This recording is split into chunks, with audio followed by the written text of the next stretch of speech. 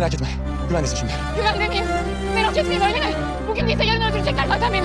Bu yüze kaçamam, saklanamam. Bu yüz benim mezarım, anladın mı?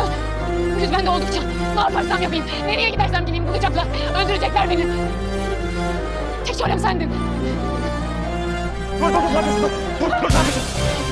Dur, sakın yapma. Yaklaşma, yaklaşma. Tamam, sakin ol.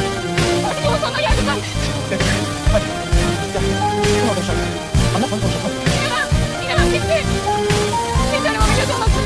Ama hiç canım kalmadı. Artık kaçmak yok, saklanmak yok, savaşmak yok. Artık her şey bitti.